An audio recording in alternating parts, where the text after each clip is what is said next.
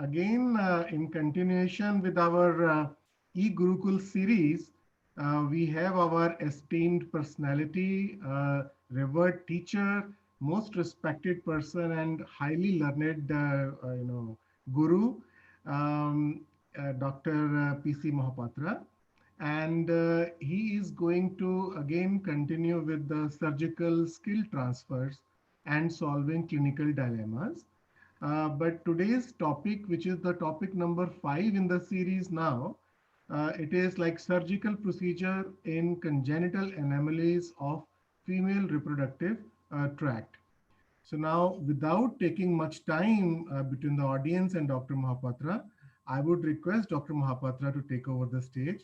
Thank you so much, sir, for coming over here. Thank Thank you again, Dr. Diwan, for overestimating me and having a confidence in me and carrying out this program, Juventus initiative. And I must give a special thanks to all of you, including you, Alad, and all the team members you. Sure. for their educational initiative and going for a series of teaching program and e-tutorial and e-Gurukul.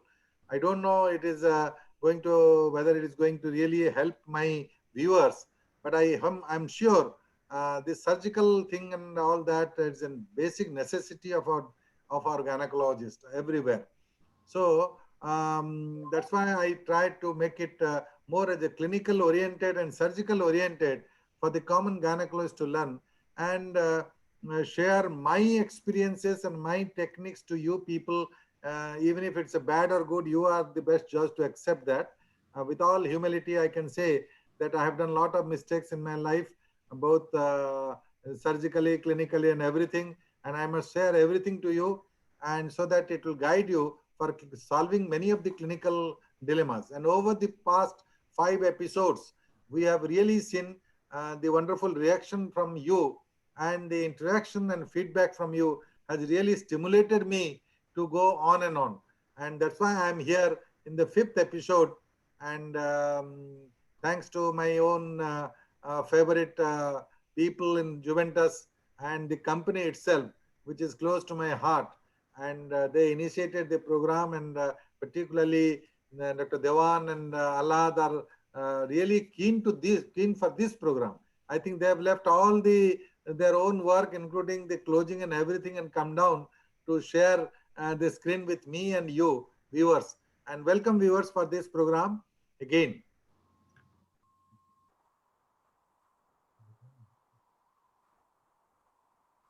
Well, again, the great Lord and all that, we must pray that everything Corona will be very soon over, and we'll be having a normalcy very soon. Now, the today's I again welcome to e-Gurukul in obstetric gynecology, a great initiative by Juventus. And all my viewers, I must say that this initiative has been taken by Juventus Pharma, who is not only a pharma company oriented for their own marketing purpose, but for education and skill development for the gynecologists. That's very important. And they go there. I think the vision is really in favor of the teaching, training, and all academics, so that it will be beneficial for the viewers, for my own gynecologist. Again, I welcome all my fellow gynecologists, all my students, all my colleagues, all presenting this. And I think sincerely, I must say that the feedback will help me to grow and grow much more, so that in further, in due course, we'll do more and elaborate thing more accurately. Now, today's discussion is the reproductive tract anomaly. The reproductive tract anomaly, congenital anomaly, I think it's not uncommon, but I have taken this because many people are not exposed to this particular anomaly, and understanding of the system is very intricate. Though it's very simple, they don't put their head into it, and there are a lot of controversies since last few decades, and regarding the absolute classification and the procedures for that. And therefore, with that controversies, we will try to make it a consensus and simplify this. And some of the surgical procedure you inquire and all that you can do yourself without referring to any other surgeons, plastic surgeons, or other thing for that. And that's why I thought little deviation in between the common procedure, surgical procedure, and I must share my experience also within the last few decades for that. And that's why I have selected this topic today as a surgical skill transfer and solving clinical dilemmas. I have divided into the topics into two main aspects. First of all, I will convey and explain regarding the different heads, and this is the flow in which my talk will be delegated for that. So, Mullerian anomalies, in this flow, we will deal with that. First, we will discuss about the disorders of development of female reproductive tract, the uterus, cervix, and vagina, and what is their significance to us as a gynecologist and obstetricians. What is the incidence?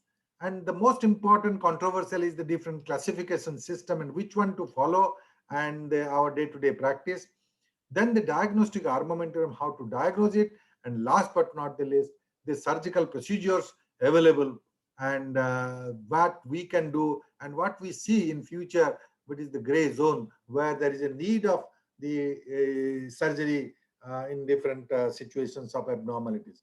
The Mullerian anomalies itself is a vast thing, and all types of anomalies can be seen, and therefore we will discuss it from the beginning as a disorders in this flow so that you can understand better, and then we will deal with the surgical procedures.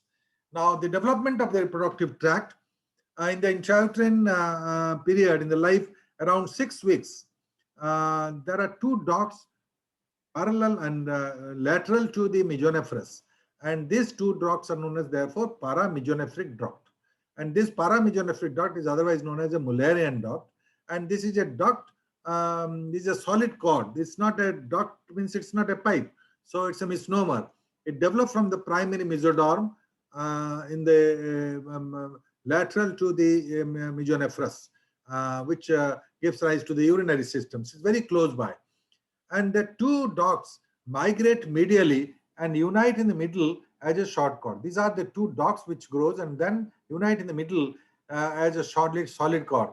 Then this solid cord fuse with the caudally with the sinovaginal bulb from the urogenital sinus. So urogenital sinus comes from below, and then they fuse with this cord, and therefore the uterovaginal cord or bulb is formed. So that is the basis of the formation of the reproductive tract. Now, after the formation of this cord, the uterovaginal cord, the canalization of the cord and dissolution of the partition in between segments and formation of a single canal occurs. So as because it's a solid cord, the canalization of the cord occurs, and from the two sides, when the two cords come, in between there is a partition in that. So in between is there a partition, so that partition is a really a thing which completely canalizes to form a canal. So in the formation of the canal, in the end, what happens? The cephalic end, the upper part, the cephalic end is unfused, and that cephalic unfused end is the formation of the two fallopian tubes. And the mid segment, when there is a fusion in the mid segment, the uterus and cervix are being formed. Uterus and cervix, and this mid segment forms the uterus and cervix. The caudal end, upper two-third is the vagina, which is being formed, upper vagina, and lower one-third of the vagina is developed from the urogenital sinus. After the fusion and the complete canal of uterovaginal canal, I think the lower third of the vagina develops from the urogenital sinus. So from that we can know that the Mullerian system develops, or the paramesonephric ducts, two paramesonephric ducts, a Mullerian duct in the cephalic end are free, and they form the two fallopian tubes. In the mid segment, when the fusion occurs, at the level of the fusion, the uterus and cervix are being developed, and the lower part is mid segment from the uterus and cervix. The lower and caudal end forms the upper two-third of the vagina, and the lower one-third of the vagina is formed by the urogenital sinus. And I have already told how the paramesonephric duct fuses down with the urogenital sinus and forming the uterovaginal cord. So that uterovaginal cord subsequently becomes canalized and form one single canal and the midline partition is being dissoluted and fusion for that. So therefore, when we come to the disorders of development, there are three main aspects which is being dealt with. First is formation. Formation, whether the organ is being formed or not, is a defect in formation, either not developed, agenesis. So defect in formation is one, either unilateral or bilateral. So no structure is being formed, first. Second, defect in fusion, fusion abnormality. Third is the defect in canalization. And this canalization, which part, that depends whether it's a canalization of the uterus or cervix or the vagina. So there could be a spectrum of abnormalities depending on this particular system. But the basic concept is that the disorder or defective development of the reproductive tract, first is defective formation or agenesis. Second is the defective in fusion. Third is defect in canalization. Basic thing, you must understand this so that things will be very clear for that. Now, significance. What is the significance of this? Why we deal with this? So, significance to the gynecologist. Majority of the cases are asymptomatic. They can be detected accidentally also. Without any symptoms, they're present with that. And for some investigations or other, during the course of investigation for infertility or reproductive loss or clinical examination, you find an abnormality. These are all asymptomatic. Or during a cesarean, you detect the abnormality. So asymptomatic. But the main problem, what happens with this abnormality, if this anomaly occurs, that gives rise to, that may give rise to sexual function, affect the sexual function in forms of a non-consummation of marriage. So that is again a part when there is a vaginal atresia. I think that is a very common occurrence of sexual function is there. So as a gynecologist, when we talk of surgical procedures, we must aim at correction and corrective procedure for sexual functioning and all that. This one aspect. Second most important is a reproductive function. In the reproductive function, commonest is a reproductive loss. That's very important. Reproductive loss. Second is infertility. So this reproductive function, the first is, this is one of the cause of congenital anomalies, one of the cause of uterine factor for infertility, that we know. But believe me, the reproductive loss are more common with the anomaly of the uterus and cervix. This is more important because they present with the repeated pregnancy loss, RPL. These are causes of either a septate, subseptate, and biconvate, uniconvate. All these could be a cause of reproductive loss. So this is a reproductive loss, either a recurrent pregnancy loss or a preterm birth or an abortion, or in rare cases when there is a non-communicating horn and pregnancy is there, we find some rupture of the uterus also, silent rupture of the uterus and intrauterine fetal death. These are some of the reproductive functions in the congenital anomaly of that. Next is about the menstrual function. Starting from menstrual function could be primary amenorrhea to dysmenorrhea and persisting pain all throughout and all that. So this occurs particularly primary amenorrhea is mainly when there is a defective formation. When there is an agenesis of the uterus, I think that manifests with primary amenorrhea. But when the patient presents with severe pain, many times the pain is cyclic pain, abdomen and all that, and unbearable pain abdomen continuing starting from the menarche, then we suspect some of the obstruction. So obstruction to the outflow tract, either at the lower end or in the upper end, or due to defective fusion or canalization, there could be upper end of the uterus, one horn which is not being connected to the lower reproductive tract. That can give rise to severe pain causing hematometra, collection, and this is one of the factors. Lastly, I must say that the correction is important not only to alleviate the functions, the abnormality of menstrual disorders, or relieve the pain, or improve the fertility, or for the recurrent pregnancy loss, we do something, or for sexual function, preparing an artificial vagina for that. We are more concerned, and then the next aspect is that that may give rise to future reproductive performance. Say, for example, when there is an obstruction and the hematometra is there, the blood is collected inside the uterus, through the fallopian tube it can go, and the peritoneum, and this is one of the very common cause of pelvic endometriosis. And pelvic endometriosis, pain, infertility, that could be another cause for that. And That is also to be looked into, that possibility of this future reproductive performance, and particularly with special reference to the endometriosis, can be prevented if you do a surgical correction for that. Now, incidence. When we come to the incidence, it is difficult to ascertain.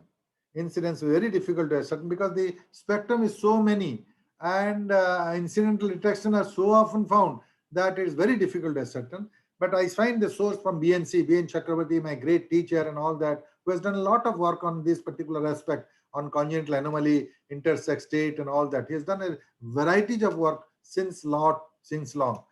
And the mean prevalence in general population according to their source is 4.3%.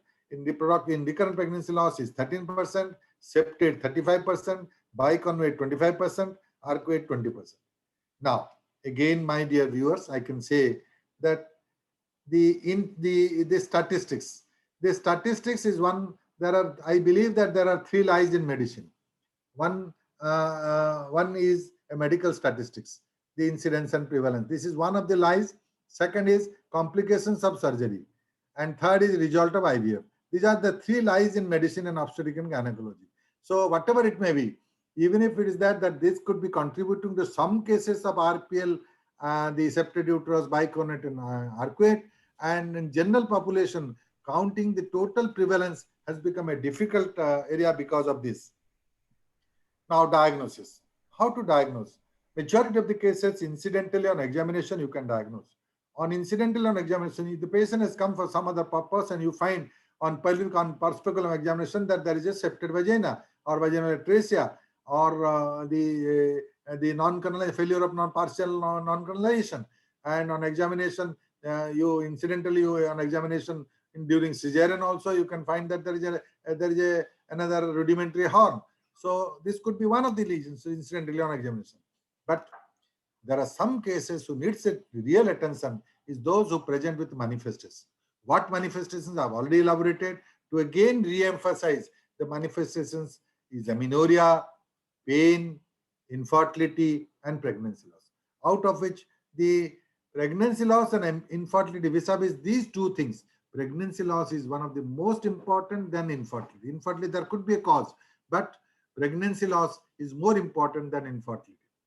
Now, the diagnosis again is based on earlier when there was nothing available. We do an investigations for infertility or pregnancy loss, and hysterosalpingogram was the common thing. Still today also we do that hysterosalpingogram, and in HSG we found that there is an abnormality. There is a double uterus, the two uterine horns are there, or there is a single uterus uniconjugate with only one tube. For that, hysterosalpingography is one. Then, of course, sonography has developed to a considerable extent. Sonography, and particularly nowadays, the 3D and 4D sonography, one can accurately detect the different anomalies, particularly septate uterus. Earlier, it was only by HSG combination with hysteroscopy and laparoscopy. Now, the sonography and MRI forms a very important diagnostic armamentarium and non-invasive armamentarium to diagnose the septate uterus or biconjugate uterus or diadelphys uterus to a greatest accuracy for that. So this is one the imaging science development where sonography, 3D sonography or MRI can help in establishing a diagnosis. Apart from some other lesions like a collection of blood in the vagina or the hematoculpus or hematometra or collection inside the pelvis, and there could be a hemihematometra which can be diagnosed accurately now with the real-time sonography with the development for that. But the gold standard is still today is hysteroscopy and laparoscopy. Hysteroscopy and laparoscopy are the gold standard. Say for a simple example I'm giving you, HSG can diagnose that this could be a biconjugate uterus. But to differentiate the biconjugate and septate uterus, one is to find out whether the exterior and interior, both. So exterior and interior, if you do not evaluate, the same picture will be with biconjugate and complete septate uterus for that. Even if you say that the angle, other thing and all that, it is very difficult to confirm it and diagnosis. Where the combined hysteroscopy and laparoscopy, the hysteroscopy will visualize the interior and the laparoscopy will visualize the upper fundus. And if you identify that, you can find out that yes, if there is a single fundus with the two horns, it is nothing but a septate uterus. But if there are two different horns are there and completely separated and joined in the cervix or in the mid portion, it could be a bicornuate uterus for that. So these hysteroscopy and laparoscopy are the gold standard in diagnosis and also in therapy now. Earlier, the laparotomy was being done for many cases. Now all these cases can be tackled with the hysteroscopy and laparoscopy, both diagnostic as well as therapeutic. Now the classification system. The classification of the uterine anomaly was really a problem till American Fertility Society gave the classification for that. Now, American Fertility Society, when they gave the classification, they become convincing that yeah, absolutely we are really in consensus for that.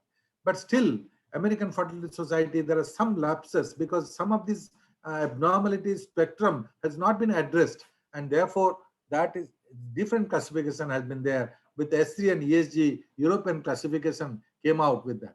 So European Society of Human Reproduction and European Society of the abnormal the classification can give rise to a consensus meeting is being held with these European gynecologists, and they gave a consensus classification seeing the ASRM classification that there are some lapses in, say, for example, the fundus, the width of the fundus, the myometrium, and other thing. So they've included this as a classification for that. Um, Mainly, I don't consider that this is a really necessity for that, but as an Indian, and I must say that the third classification again from India, which BNC has done a lot of work, I want to project. He is my guru. He's a guru for many people.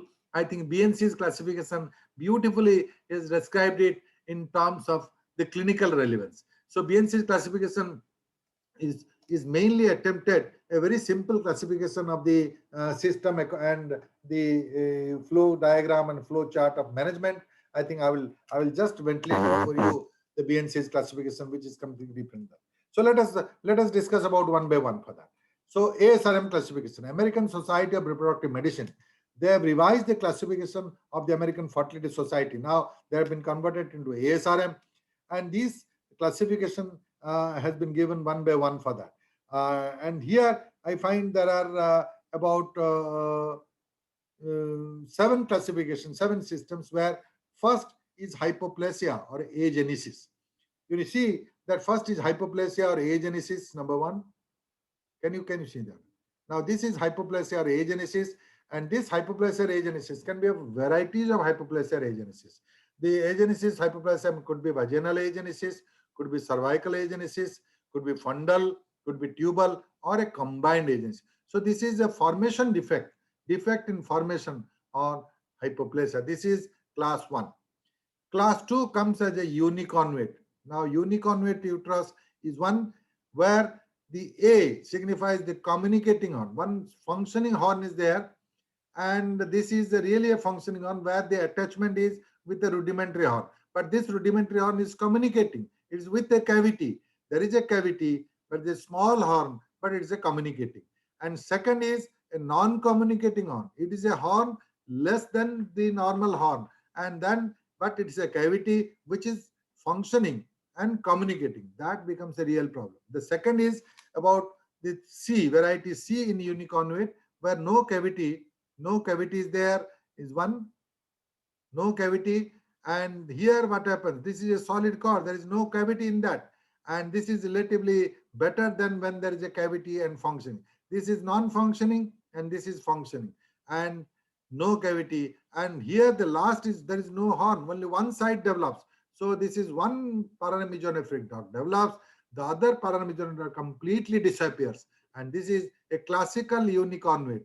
But these all are also considered as uniconvate, basing on the situation that the other horn is very small in comparison to the normal horn. So there are four different types of uniconvate uterus, and these two, upper two A and B, are more difficult because they present with symptoms, but this may not present with symptoms, and that is called a uniconvate or type 2. Type 3.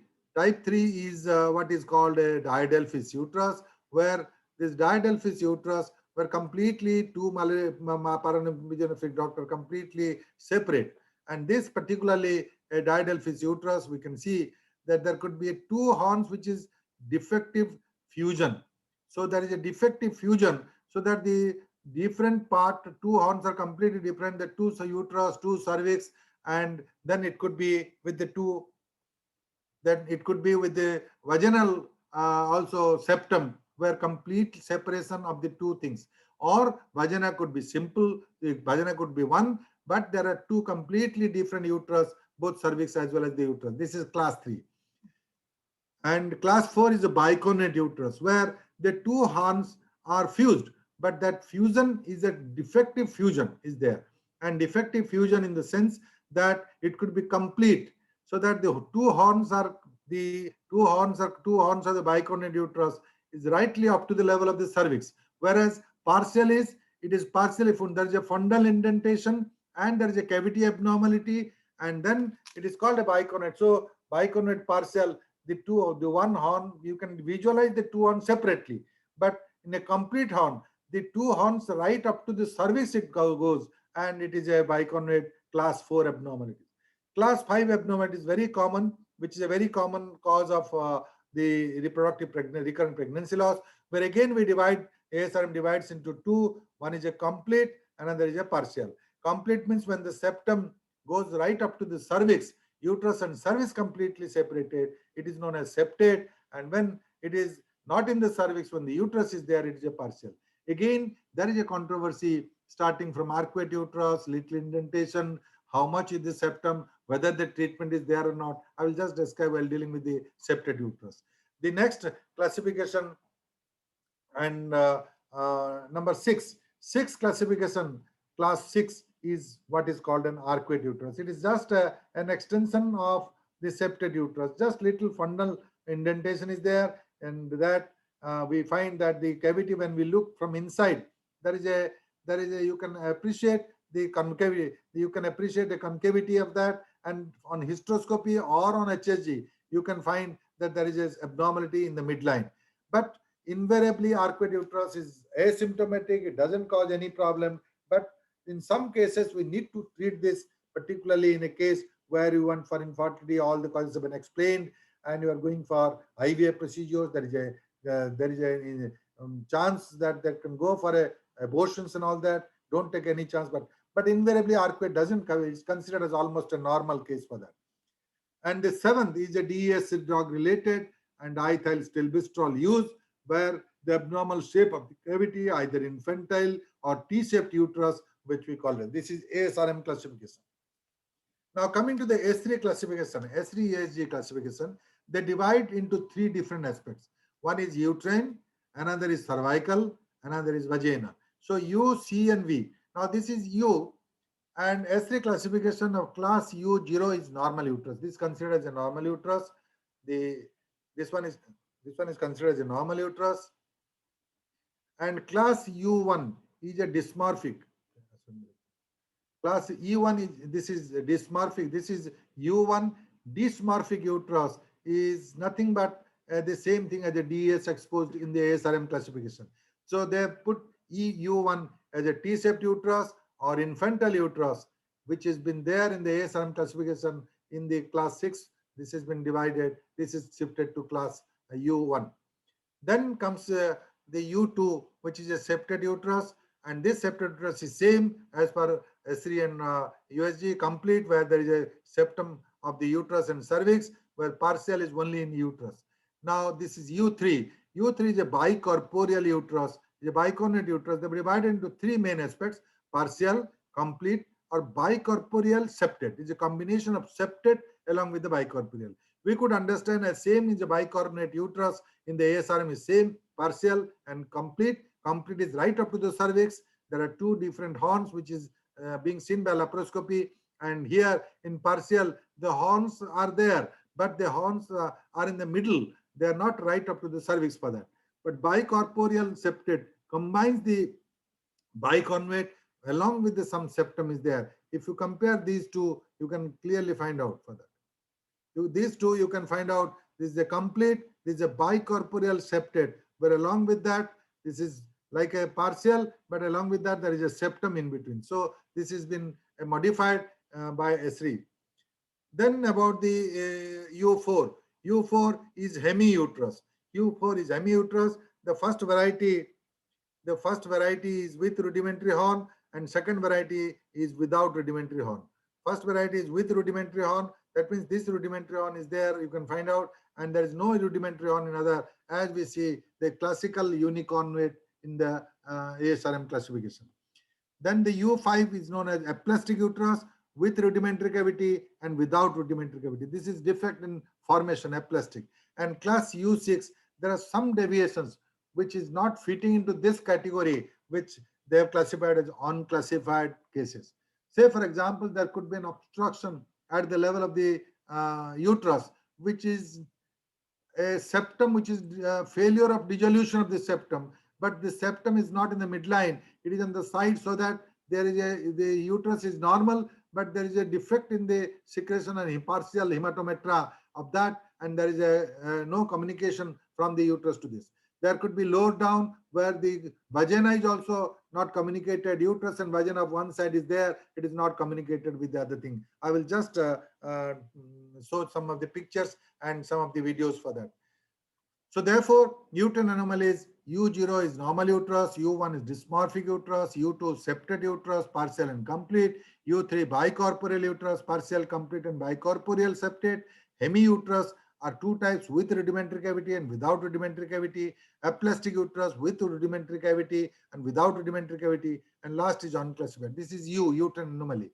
And whereas cervical and vaginal anomaly, there is cervical anomaly, C0 is normal cervix, C1 is septate cervix. When the cervix is septated, it is a C1, but C2 is double normal. The cervix is not, there is no septum, but there is a clear-cut muscle and round muscle, two cervix are there, no septum. And in the septate cervix, what happens? There is a circular thing, and midline there is a septum. Whereas the double normal cervix or C2, there are two circles, and myometrium is there all around for that. So double normal cervix. And C3 is unilateral cervical aplasia, C4 is cervical aplasia or cervical agenesis. And V0 is normal vagina, V1 longitudinal non-obstructing vaginal septum, longitudinal non-obstructing, V2 is longitudinal obstructing, as I told just few minutes before, that there could be a transverse vaginal septum which is obstructing, giving rise to hematoculpus and hematometra also. But this is one what is called a longitudinal obstructing vaginal septum for that. And V3 is transverse vaginal septum and or imperforate hymen, and V4 complete vaginal atresia or vaginal aplasia for that. Now, BNC classification. Coming to the BNC classification, first I will say it's a clinico-surgical classification where it gives a real importance to the therapy. Now, complete failure of development or fusion of canalization. Classic example is MRK syndrome. See the video here. It's absolutely clean that here the ovary is normal, the tube are normal, there is a rudimentary knob on either side of the lateral wall of the pelvis, and in the midline, you don't find the uterus. It's just a streak. I think this is very, very important. Just a streak. And the lateral two aspects, the two knobs are there, and classical MRK, and the vagina completely, there is a complete vaginal atresia for that. And therefore, here the ovarian function continues, the secondary sex character is there, but really it causes problem for the sexual functions for that. And there we need to improve the sexual function by doing creating an artificial vagina for that, and then we will show some of the slides. So this is complete failure of development of fusion, canalization, development, fusion, canalization, everything will be there for that. Now, second is a partial failure of development of fusion, canalization. Partial failure is again divided into various aspects. Complete outflow obstruction. Complete outflow obstruction is one where there are multiple things. Outflow obstruction is there. First variety, complete vaginal and cervical atresia, cervico-vaginal atresia, complete absence. The first picture, you can see complete vagina and vaginal plus cervical atresia. This is along with the cervix. Then the second variety is known as upper one-third vagina on cervical. Upper one-third vagina and cervical. Usually what happens? Complete vaginal atresia or upper third vaginal atresia are usually associated with the cervical agenesis. So cervical atresia or cervical agenesis and upper vaginal agenesis coexist with them. And whereas as we go down to the vagina, mid-segment vaginal atresia, but the cervix is normal. So mid-segment vaginal atresia, cervix is normal. Lower segment vaginal atresia, cervix is normal. And these are the two varieties of mid-segment and lower segment vaginal atresia, where we find that there could be a hematometra and there could be a hematoculpus, partial hematoculpus for that. But whereas in complete vaginal atresia or upper vaginal atresia or cervical atresia, there is no hematoculpus, hematometra is there for that. And then the next is isolated cervical atresia. Vaginal cannulation could be there, but the cervical agenesis is there, cervical atresia, where it manifests with hematometra alone. And that is a challenging situation as far as surgery is concerned. Cervical atresia is one of the most difficult, challenging situation as far as surgery is concerned. And most easier is the last one called imperforate hymen. Any gynecologist can do it. It is just a lower down. The surgery is much better. As we go up and up till cervix, surgery is more difficult. And beyond the cervix, at least surgery is much more easier for that. So this partial outflow, this is a sketch diagram and partial outflow obstruction. This is one example I'm giving, atypical cases, unilateral obstruction in region of the vagina. So unilateral hematoculpus is there and hematometra is there. So this is one of the example where I was just telling that the ESG S3 classification has dealt and targeted this type of abnormality rather than the ASRM classification. Second is obstruction in the region of the cervix, unilateral hematoculpus. Third is obstruction in the region of the cervix, unilateral hematometra. And then the last is normal horn with non-communicating solid horn and rudimentary. It doesn't cause any problem for that. So all these, excepting the D category, the A, B, and C are symptomatic and they need surgical correction for that in partial outflow obstruction. Now, third variety is no outflow obstruction, in which I have divided into uterine anomaly and vaginal anomaly. There is no outflow obstruction. The first variety A is uniconvate, typical uniconvate we deal with.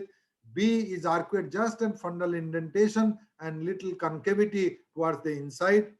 C is biconvate and two horns are completely separate, joined at the level of the cervix is a complete. And fourth D is septate uterus, where we see the fundus is absolutely normally developed. There are no two different horns on outer side, but from inside we find there is a completely separated, either a partial or a complete. And last is diadelphys, where two horns, two paranephric zones are completely different.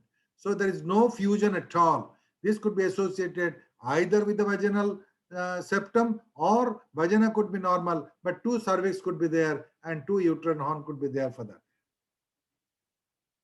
So the management plan, I will just give a management before my surgical corrections. The management plan I will put forward. Mullerian anomalies as far as reproductive functions are concerned. These are concerned whether functioning uterus or a non-functioning uterus. So first of all, find out if it is a anomalies with non-functioning uterus, like classical MRK syndrome. What is the management plan? Only vaginoplasty for sexual function is there. So this is important. Only vaginoplasty, and this to be considered after marriage or prior to marriage. But a counseling is important. You must counsel who the person should know. The husband should know that this is the problem for that. And as far as the reproduction or fertility is concerned, either you can go, because the ovary is normal, you can go for surrogacy, or now the revolution is uterine transplant. I think Sweden people has done it, and our Indian Galaxy Hospital, the Puntambekar has really gone one step ahead of doing the successful uterine transplant for that. This is one of the treatment plan for that. But Mullerian anomalies with a functioning uterus, what could be the management? This is important, with a functioning uterus. Now, with a functioning uterus, BNC has categorized as far as outflow obstruction. Complete outflow obstruction. If there is a complete outflow obstruction, it could be isolated cervical atresia, normal vagina. What will be there? It could be hematometra. And when there is an isolated cervical atresia with the normal vagina, the sexual function is there, the menstruation is hidden, and canalization of the cervix can solve the purpose. Now it's very difficult to canalize cervical atresia for that. Lot of innovation, lot of trials have been there, And we have also experienced abdominoperineal, laparoscopic perineal approach for that. And this has become really a problem. And canalization, again, if you do a canalization, the recurrence is there for that.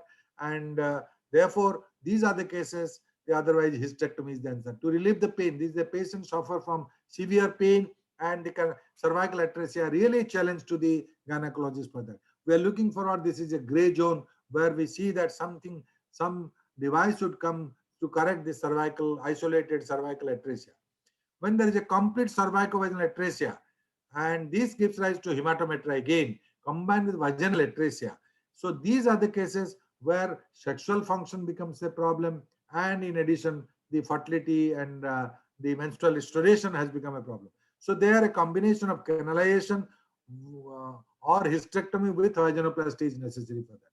So for sexual function, you can give a vaginoplasty, and for relief of symptoms, you can go for a hysterectomy. Or we're waiting for a good method, surgical plan for canalization, where it is very, very difficult for that. Now, coming to the isolated vaginal atresia and complete isolation. Isolated vaginal atresia, uterus is normal with or without cervical atresia. If it is an isolated lower down, cervical atresia is not seen. If it is an upper vaginal, cervical atresia is associated with it.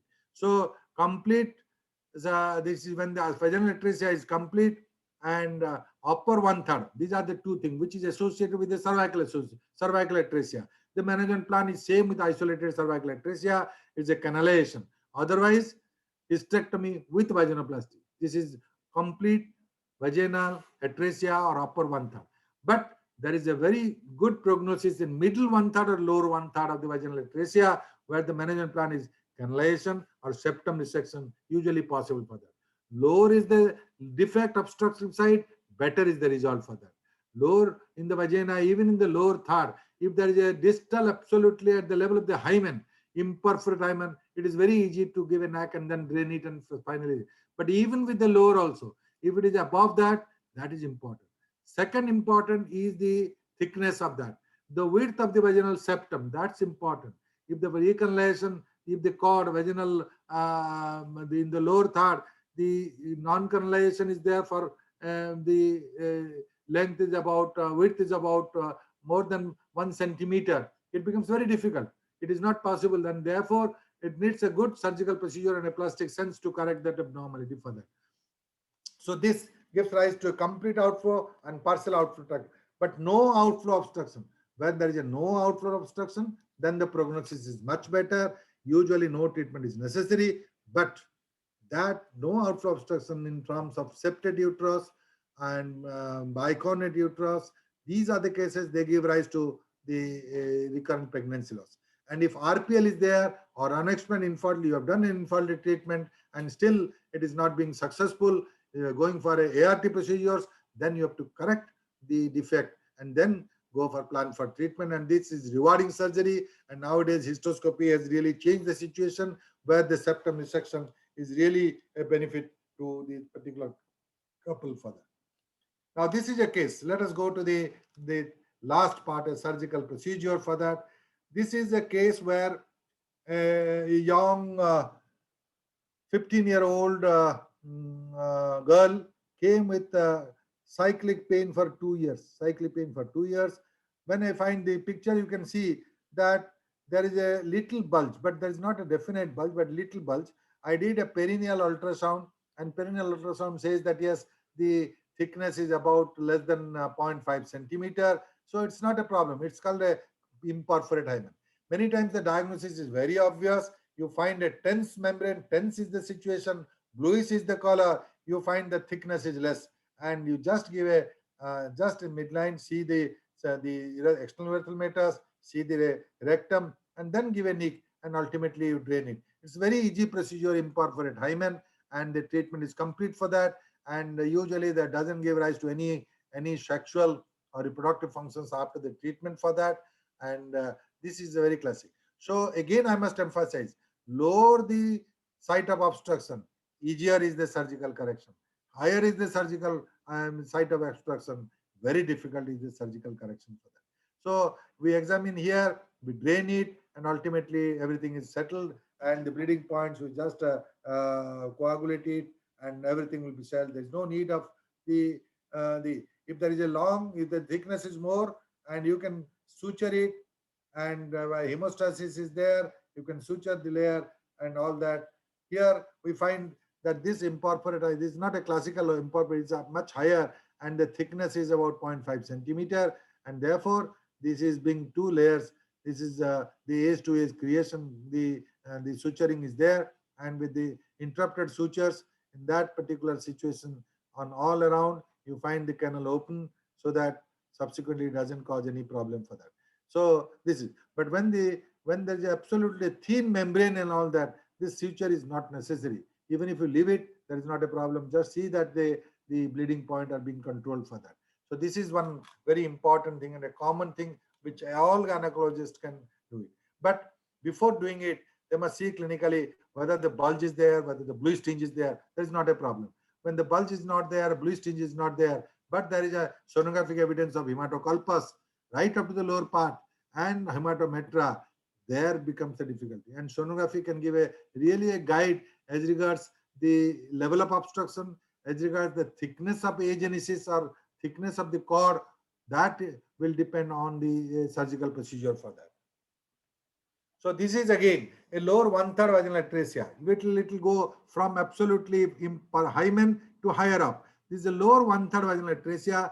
The presenting symptom is again cyclic pain, unmarried girl, cyclic pain, and they come really with the on examination you find nothing vaginal like a vaginal atresia, no bulge is found, and you find on ultrasound you find a complete hematoculpus. Hematoculpus, upper part of the vagina is full with that, and hematometra.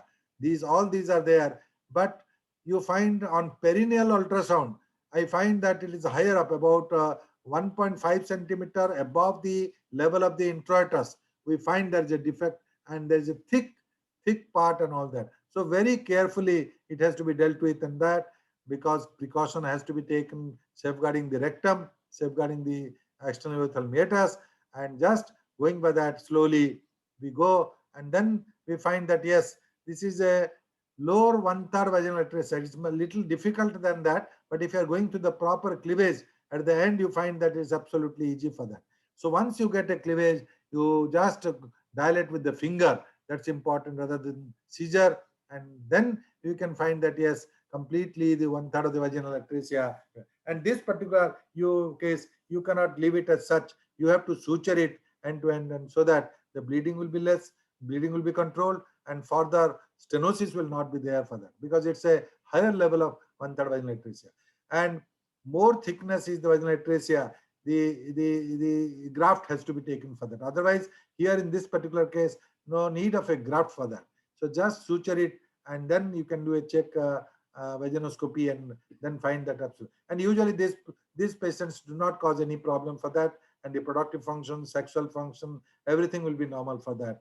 And that, but careful surgical dissection has to be done, and pre-operative evaluation has to be done, supplemented with a good sonography. You yourself can do the sonography and all that. At times what happens, even with the seizure, even with the blade, you go in the midline, you don't find anything. So there, if you go through a wrong plane, I think that can cause a real problem for that. So you preoperative, apart from the preoperative evaluation, in the intraoperative procedure also, with the needle, large bore needle, small bore needle will not help. Large bore needle, you can find out, pierce it, and see that what is the thickness, and accordingly you go in that direction at that depth.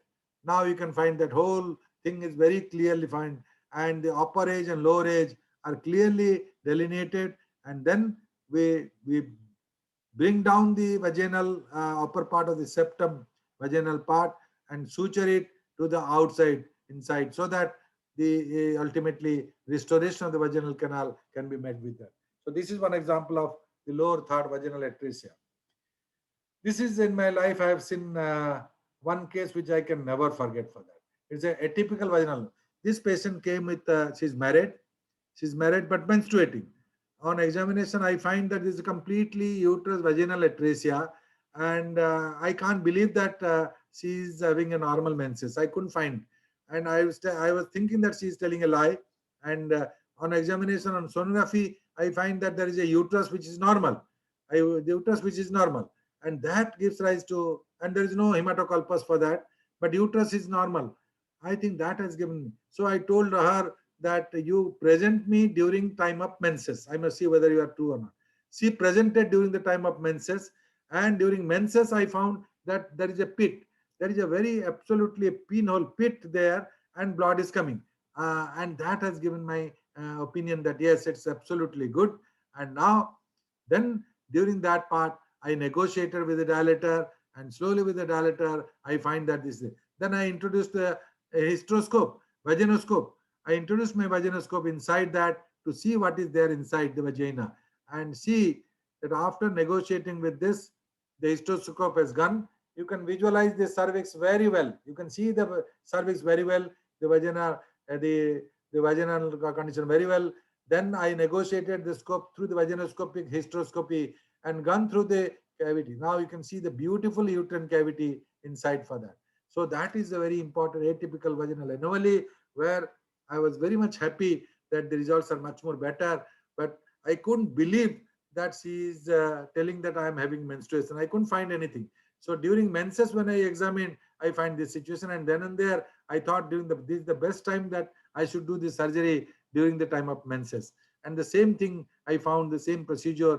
I found here it's not a high level obstruction; it is a low level obstruction, but absolutely looking like a vaginal atresia. So that is a real problem. And you see varieties of this type of abnormality where all of you must see and find out it doesn't fit into any other category. And therefore, this is again the same procedure. We just approach and coagulation of the age or suturing can help this procedure for that. The typical vaginal. This is another patient who is married. Say she presented with non-consummation of marriage. And when I find examination, menstruation is normal. She's having a normal menses. Everything is normal. And I find that there is no vaginal atresia. But here you find a crib from hymen. There are two things, and band is there, thick band is there, and absolutely there is no problem in menstruation. But sexual function becomes a problem. And just cut it, and then it becomes very easy that whole of the vagina is being formed, and patients are happy. And then really, I love that this particular case have a good prognosis for that. Again, this is again a vaginal septum where is longitudinal vaginal septum. A longitudinal vaginal septum, absolutely everything is normal. She presented with the dyspareunia. So when on examination, I find that absolutely there is a long vaginal septum. I need that this septum has to be incised, and the septum has to be incised just in the midline. You go and incise the septum.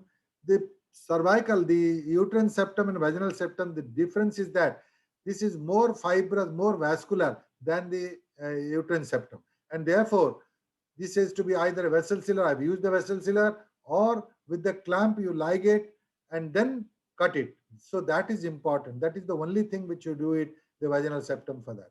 So unless otherwise, many of the cases do not present with that. They don't present with dyspareunia and all that. Those patients who present with the dyspareunia, I think the vaginal septum has to be incised for that. Another theoretical possibility could be the patient presenting with infertility and there is a vaginal septum. I think this needs attention, and incision is necessary. The possibility is that during time of intercourse, during one time, suppose the intercourse is there in the one of the vagina, and where the ovulation is there from the other side and all that, that can cause a problem for that. And apart from the dyspareunia, the fertility is also an issue in this type of vaginal septum.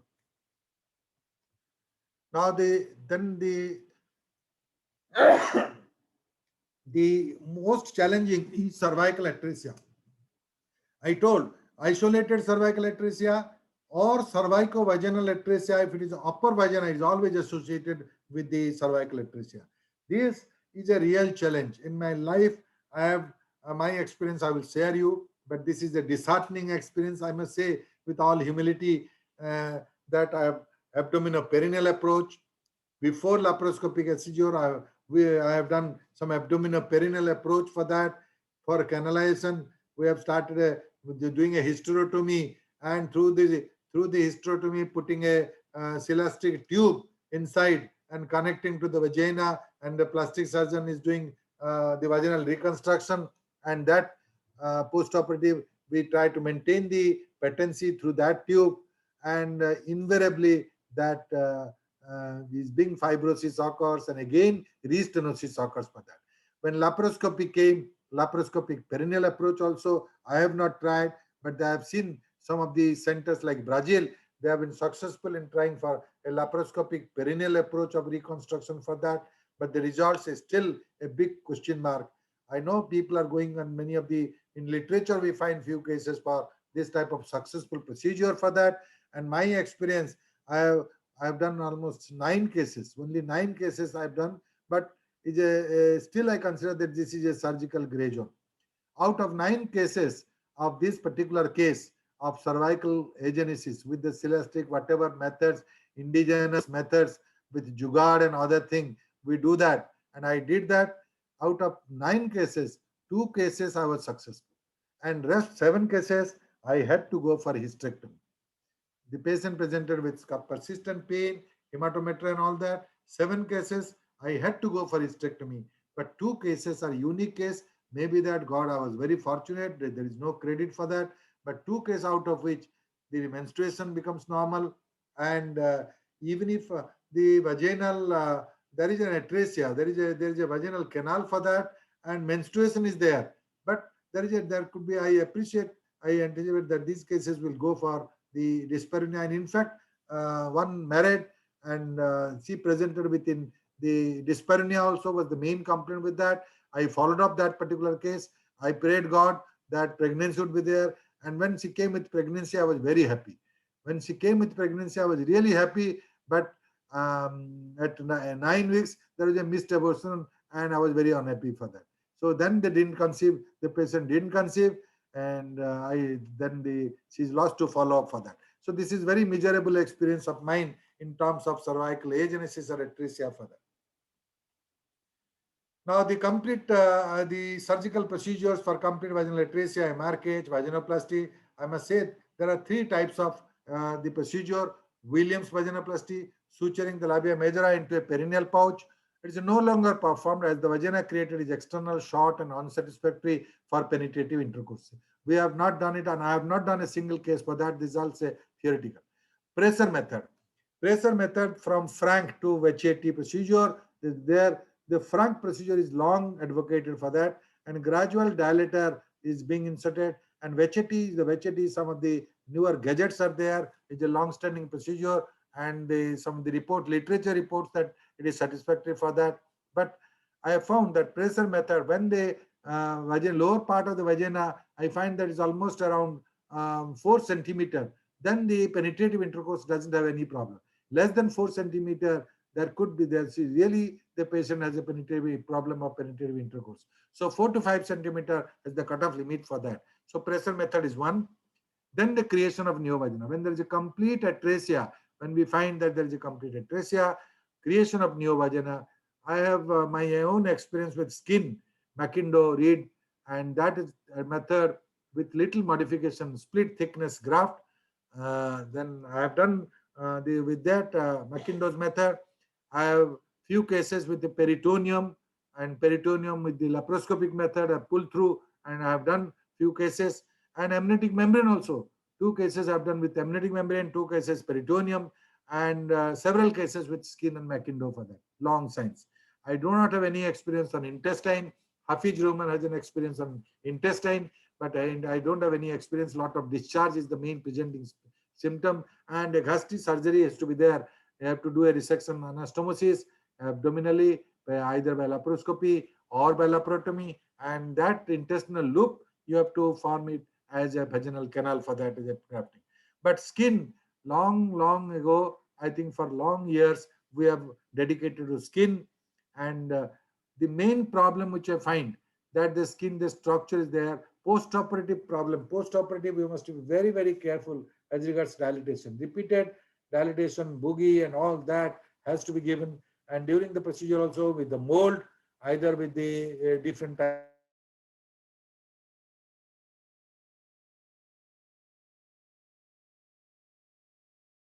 of importantly, a good space has to be created for that. That is in between the urethra and the rectum, keeping very precaution in the midline, keeping particular care to the rectum and upper the urethra and bladder, you create a space right up to the level of the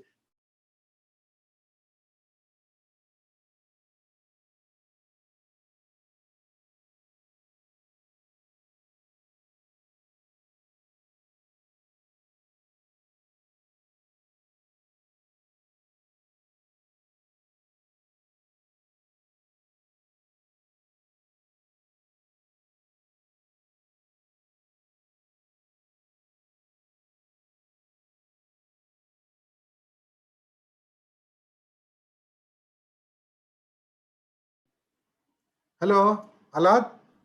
Sir, I think, Sir, yeah. sir, now audible now, sir. Audible, sir, now. No, it has cut down. Yeah, so you have to just recently or few of the slides you no, have no, not it is just 1 minute Just, back, sir. Nothing more than that. Oh, then it's all right. Yeah. So now I will continue. yes, Yes, sir, please. Share your screen again, sir. Now, can you see that? No, sir, share your screen. Please share your screen, sir. Ha, sir. Can you see that? Sir, now audible now, sir. Audible, sir, now. No, Whether audible is whether okay, but visible, yeah, now, visible or not? yes, Yes, sir, visible. Yeah. So that I was telling about creation of neovagina, my own experience, and believe me, I will not quote from any of the international YouTube or some of the authors. I will just share my own experience from the beginning. I told, and with all humility, I can say that these are I do not have any experience on intestine. I have some experience on amniotic membrane, peritoneum, and quite a good cases of skin, where I find the only problem is real vaginal length and width has not been achieved with this split thickness graft for that.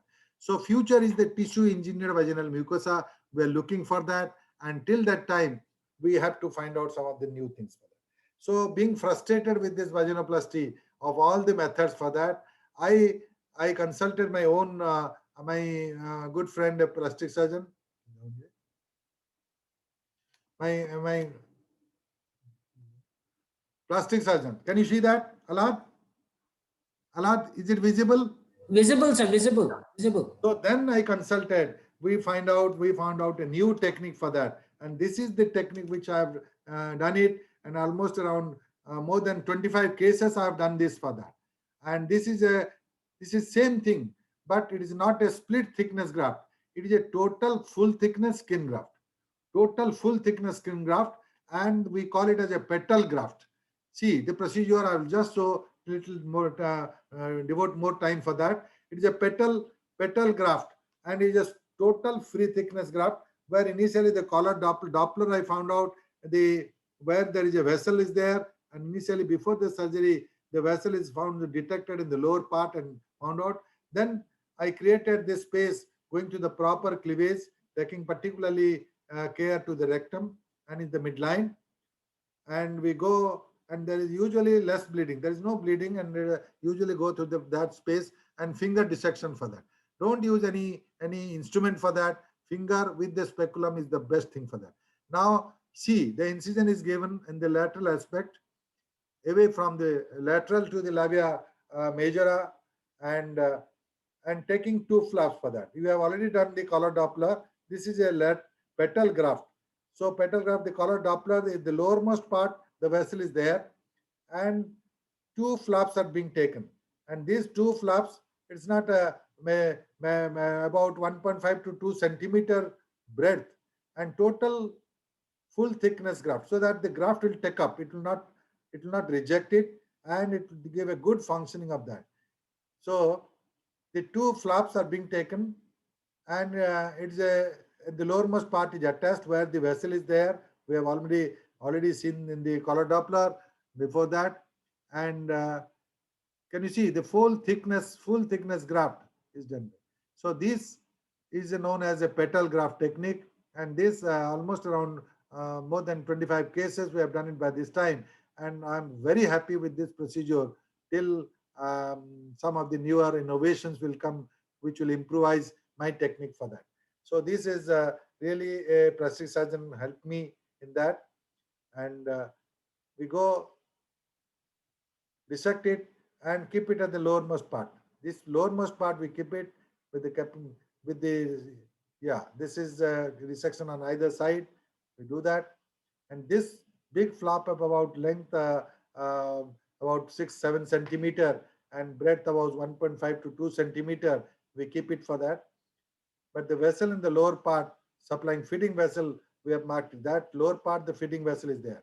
So we do not dissect that. So that will give rise to the supply for that part. And here, after that, we make a tunnel, and you can see the tunnel, how you going it for that. So up till this dissection is completed, up till this, now with that tunnel, we keep this part, and that is the feeding vessel which you preserve it. That is the feeding vessel which preserve it, and that feeding vessel we preserve it and make this flap. And you can find that ultimately this has to be widened, so that ultimately this has to be sutured. Yeah. And this part, the main pedicle in the lowermost part, you preserve it. And this, you make a tunnel at the lowermost part, and just through the tunnel, you take the total full thickness graft.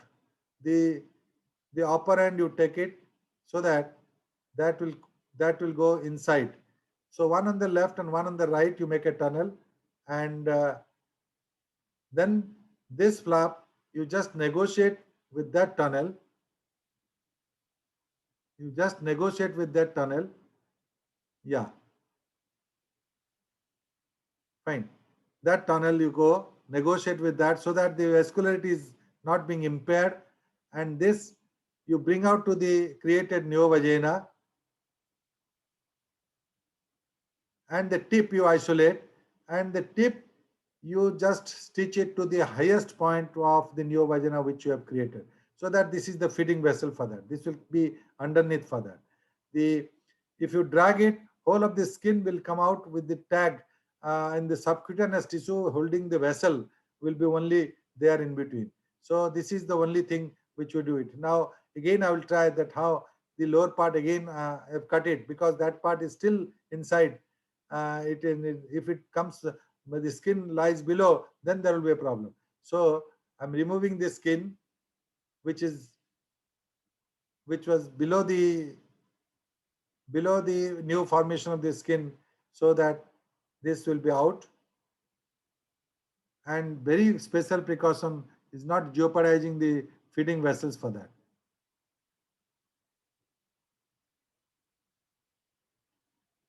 And the same thing on the other side, we do that. Same thing on the other side, we do that. And again, the other side, we have learnt a lesson that the skin which is there in the lower part doesn't come below that.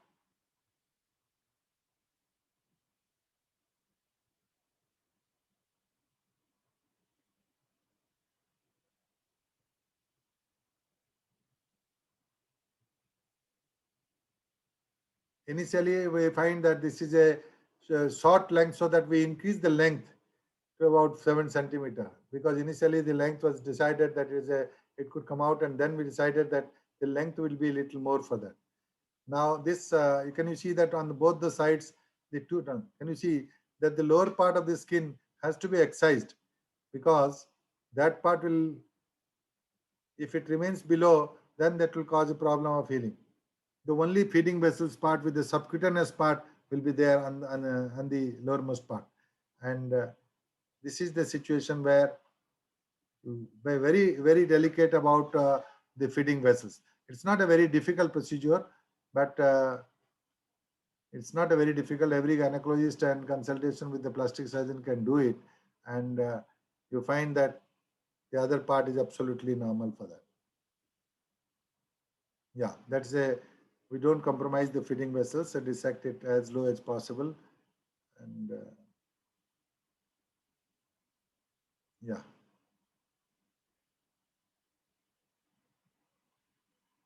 Now, the lowermost part, we take very special care for that.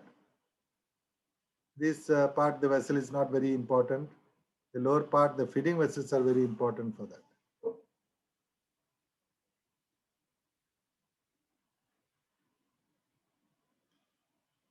Now again, this is, can you see the tunnel here? The tunnel here is there, and with that tunnel, yeah, that is the tunnel.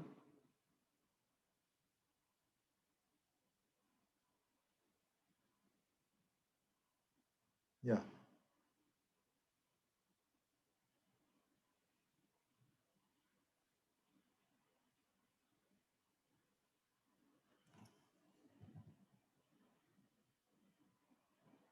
Now that has to be brought, the tip, the upper part has to be brought. Now you can find that there is no skin in the underneath because we have cut it. The whole thing has come out. Whole thing has come out. The other side, you just deliver the two things. Whole skin is out. And this is known as a petal graft. Petal graft, full thickness petal graft. And this is enough. One on either side. We just take it, and the tip, you identify the tip, the length is about 7 centimeter.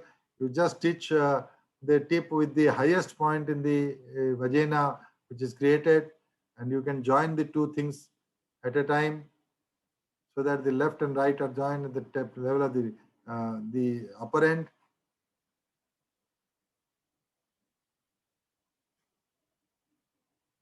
Yeah. Now this is okay. Then the two flaps are proceeded with the upper part, and it is stitched at the highest point so that the full thickness is a better way of taking the graft for that.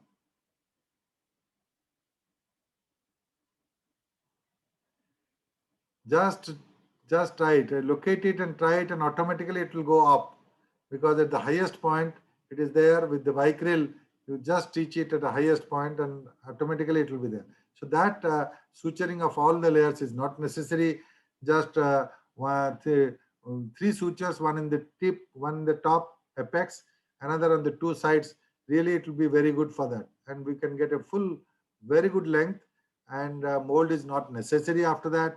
Just a cap, I think you maintain that in the low edge, when required you can put a gauge pack, that is enough, and we can get a very good area for that. And the only problem here is that after the slight edema is there, and few months it will take the hair follicle will grow, and this hair follicle will cause a little bit. But as in view of in the as time passes by and intercourse is there, automatically the hair follicle will not be there. So that is the only problem with the full thickness graft for that. And that is the procedure, which is very, I am very happy that this procedure, the post-operative problem is not there, and post-operative union is very good, rejection is not there, and we can find a good, I think, sexual performance, and conjugation problem is not there for that, and it's not a very difficult procedure for the gynecologist as well as for the plastic surgeon. But that I was very really worried about the postoperative status, but postoperative here, the contracture is not there because there's a full thickness graft. The union is very good, and two flaps are really enough for that, and that's we called a petal graft. Two petal graft are there, and postoperatively I have examined just 2 months after. Everything is absolutely good, excepting some hair growth in that. So in the hair growth, will be a real. I was asking my plastic surgeon, the only problem is the hair, because it's a full thickness graft, the hair is growing, and in due course of time, when the sexual function is continuing, I think there could not be a problem for that. But the length and the width are much more. The vagina is better achieved with that, and no need of a postoperative dilatation is essential. We don't call for a dilatation in that particular case. Just discharge it, and immediately you see after 6 weeks, patient is absolutely normal for that. And here we find that the graft rejection is not also there. Not a single case there is a graft rejection, but postoperative slight edema at the level of the introitus is found, and that is important. The trick is you just dissect it in a good manner and place it and suture it as in the top, in the highest point, so that the length is more maintained. And for the length, minimum 7 centimeter graft length is we require that. And at the last, just stitching the edge to edge in the lowermost part is necessary with the flap for that. So otherwise, there will be a granulation tissue at that particular part, so that we edge to edge we stitch it and can get a good creation of the vagina for that.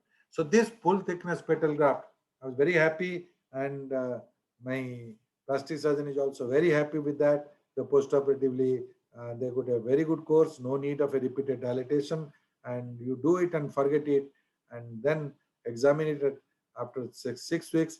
You can find that yes, the whole vagina is formed with very good thing. So the redundant, if the length is more, I think little edema will be there in the lowermost part at the level of the forcheti, which will pass off in due course of time. And the hair is not a problem for that also. Hair growth will not be a problem for that. Now, coming to the septate uterus, the types, the diagnosis, the indication of surgery, and the technique. The septate uterus are the causes of the pregnancy loss, the recurrent pregnancy loss. The type of uterus, suppose it starts from the arcuate uterus to complete septum to partial septum. And remember, the cases who present with the reproductive pregnancy loss, recurrent pregnancy loss, I think these are the cases which has to be attempted. We find many of the cases of infertility, we diagnose that this is a case of septate uterus. So it's not an indication for treatment. With septate uterus, many can conceive also. So the real indication is a pregnancy loss. And these are the cases, and the length of the septum, partial or complete or arcuate uterus, which septum has to be excised, has to be dealt with that. So indication of surgery, I must say that pregnancy loss is there. The technique are many, and hysteroscopy is the first thing. So earlier, prior to the endoscopy procedure, people are doing a laparotomy and doing a metroplasty, the Strassman and all that, and Jones and Jones, and now it has been replaced to endoscopy procedure. So hysteroscopic septoplasty is very, very rewarding for that, and for that we have changed the status of minimal invasive surgery to a very good stage. But the only thing is that the appropriate selection of the cases is important for that. So this is one case where we see this is a case of complete uterovaginal septum. So vagina also there is a septum, and the long septum in the cervix and long septum in the uterus for that. So here, as I told, the vaginal septum has to be incised in middle, and here always the vascularity is much more, and you go for that, and then hysteroscopic procedure is there.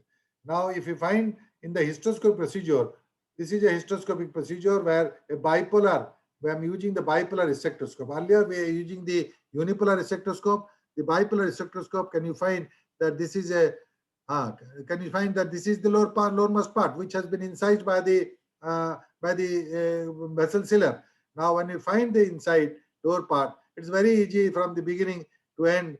Just within minutes, it could be go centrally, have a central and a midline cut, not a repeated cut, and the coagulation is there. Many people, there is a lot of controversy about the resectoscope versus Caesar. Caesar is very good for thin, but this thicker septum, I think they will bleed and all that. Bleeding will again, visibility will be a problem. I don't recommend, in my opinion, I'm not happy with the Caesar unless it's a very thin septum. I think a very controlled septum incision can be done with this. And if it is a muscular septum, and you can resect the redundant portion if necessary for that. And it's majority of the time it retracts, it doesn't cause any problem for that. And unification could be a very good thing for that. This is another septum where a thin septum is there. This septum you can go for a Caesar, but the only problem is that it looks thin, but as you go up and up, it goes thicker and thicker. So that is again, I'm very happy with the procedure of this bipolar resectoscope, hysteroscopic, and I don't do a OPD procedure, but invariably under anesthesia we do it, and preferably again same. Even if you do a bipolar with a normal saline, the fluid, the classic monitoring of the fluid is necessary for that. But this is important, and to know when it is complete. That's always a question, when the completeness is known for that. The completeness is known because you can see the two ostia at the one scope and the one vision, one point. Then second, when we find some pinkish area where it's coming, more of vascularity is coming, there is another point for that. And earlier, in the beginning of the situations, I was doing with the laparoscopy guidance for that. So the beginners can do with the laparoscopy guidance. Somebody can see the laparoscope and find the light and say that no, they stop at that particular moment. So in a big septum, in a large septum, it is better to undercut and do a repeat procedure in the next sitting than to do a perforation for that. So this is important because the current is there, and the people who are doing with seizures also, I can say that yes, they can do a better method for that. But this is a method which I'm really doing for last so many years for that. And when there is a bleeding, you just coagulate it with the coagulate with the blend machines, coagulator, and cut it with a cutting current. This is underwater cutting current, and it is it can be unipolar using glycine or bipolar with the normal saline. This is absolutely, you can see that 1/4, it's a small septum, 1/4. But this particular case is definitely having a history of previous 3 pregnancy loss, and where the cardiac activity was demonstrated also. So there I thought that I should do it. And this type of cases, if there is a pregnancy loss, it's really you do it. If this particular small septum, it comes as infertility evaluation, I don't recommend to do for infertility unless other indications are being done or the patient is going for IVF. If the patient goes for IVF, I will certainly do the procedure and recommend it. And if there is a pregnancy loss, you do the procedure. This is a 1/4 septum. So the size, the length of the septum is also a determining factor for treatment for that. And this is an arcuate uterus. The classic arcuate uterus, if it's there, you can see the projection, and you can see the midline fusion for that. It's very, on laparoscopy, we can find asymmetry. It's not in the midline, it's little asymmetric. But from this, you can find that the 2 horns are being opposed to each other at that particular point for that. So this is one which is a learning method. And if with infertility, arcuate uterus doesn't have any problem, no treatment is necessary. But rest of the cases where you go for the IRT, then you can do for that.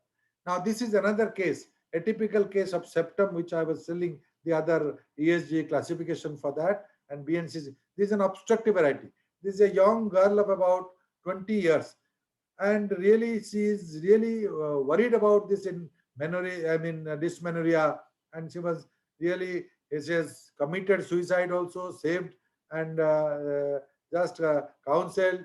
And on examination, I find terrible dysmenorrhea. On examination, I find nothing but the sonography says that there is a collection in the lateral part of the uterus. So collection and anechoic area in the lateral part. On laparoscopy, I find the uterus is enlarged only. So when I put a hysteroscope, I find that there is a bulge on one side, left side, there is a bulge, and that bulge I did with the hysteroscopy. I just give an incision on that. You can find out the bulge is there on the left side. The left ostium is not very well seen because there is a bulge. And I went on, taking all the risk for that. And the left ostium is well behind for that. On laparoscopy, I find that there is a bulge. The uterus is absolutely normal in contour, but enlarged. That's the only thing. But sonographically, there is definitely a collection on the left part, a part of the uterus, and old blood on sonography. So it's a partial hematometra. I was thinking where from the hematometra. Therefore, I thought there could be a septum which is not being communicated. And in fact, I tried with that. And this is one variety where really at the end, I could find the opening. Can you see the opening where the blood clot came? I think this is, I was very happy to see this, that at last this could be achieved and the connection could be made. Connection easily could be made here with the hysteroscope for that. I was so happy to see this. So this is a method which I must share that this is possible, and think of some rare abnormality, rare case where the case can be dealt with this minimal invasive surgery. And you correlate with the ultrasound, with your clinical symptoms, with your laparoscopic and hysteroscopic finding, and then you can do the job very well for that. There's a lot of connection for that. It's a hemihematometra giving rise to the pain and all that. Now, after the procedure, she was so happy. The next 3 months, when there is no pain in the next month, she came with the sweets to me and said that, yes, I'm really happy. Then I told, whether I will commit again suicide. No, sir, no, sir, I will give a family for that. And after I followed up this, she married, and then again she came to me with a baby. I think delivery, normal delivery is there, baby boy is there. I was so happy that the pain is relieved and reproductive function is also achieved for that. So this is a very rare case where this is possible. Think of this particular atypical septum, which is completely obstructing and not giving an outflow tract of release, an outflow tract obstruction at that particular site, which is very uncommon. Normally, the septate uterus, there is no outflow obstruction. There is a connection between the lower part. And this is one brightest example of atypical septum for that. And very well restored, the cavity is being formed. You can see that the cavity is very well formed for that. And time doesn't permit me to see elaborately all these cases. We are already late. I think I will close that. So now you can see the two very well-formed horn for that, and two ostia can be beautifully seen, and you can find a beautiful cavity for that. A check hysteroscopy, I didn't do it, but the patient conceived and came with a baby with a normal delivery, and pain is relieved for that and all that. So this is one atypical case. Another atypical case is there again. She came with the pain abdomen, again cyclic pain abdomen. On sonography, I find that there is a chocolate cyst on the left side with the hydrosalpinx. So this is a consequence of obstruction. This is say that when there is a lower genital tract obstruction, this is a consequence of obstruction. So I did a laparoscopy along with that hysteroscopy procedure, and on laparoscopy, on laparoscopy you find the asymmetric uterus with a broad fundus, and you find that the left side there is a bulge and there is a chocolate cyst, and we did a cystectomy. We dropped the ovary, removed the tube on this side because the right side is normal. Is do a cystectomy, and the big hydrosalpinx and all that, we just sacrifice the tube and keeping the ovary, healthy ovary, doing a cystectomy, and that doesn't serve the purpose because the pain abdomen is there mainly because of two things. One is the hematometra, which is there demonstrated by the ultrasound also, along with the because the ultrasound is very fallacious.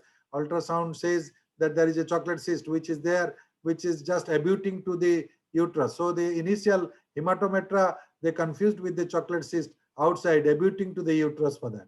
So, but now on examination, when I find that laparoscopically that there is a chocolate cyst and there is a bulge there, and I thought there must be something like that. So I did a salpingectomy because this tube is gone.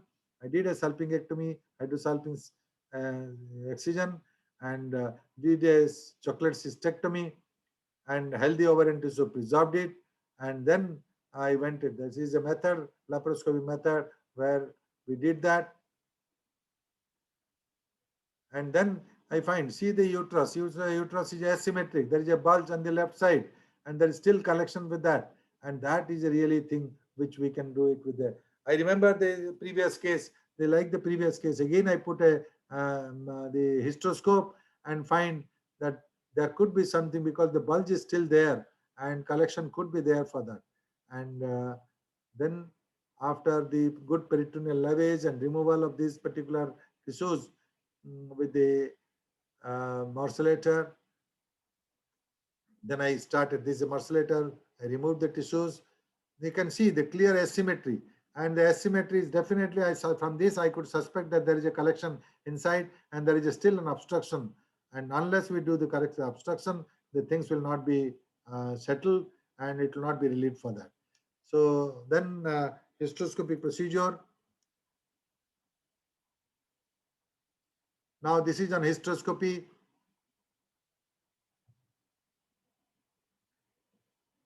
The same thing, a bulge is found on the left side, and same thing procedure like in the previous case. We started with this and with a much more guarding because it's a risky procedure, and if you do not go through the proper cleavage, it will damage the uterine also in the lateral part. But normally with that, there is a lot of tissue which is there, and it doesn't happen. And again, I'm doing the same thing with the resectoscope, with the bipolar resectoscope, and with the Collins knife. Now I could guess that I've gone through that. Can you see that there is a hole inside? I could get this, and then clearly I could find the cavity for that.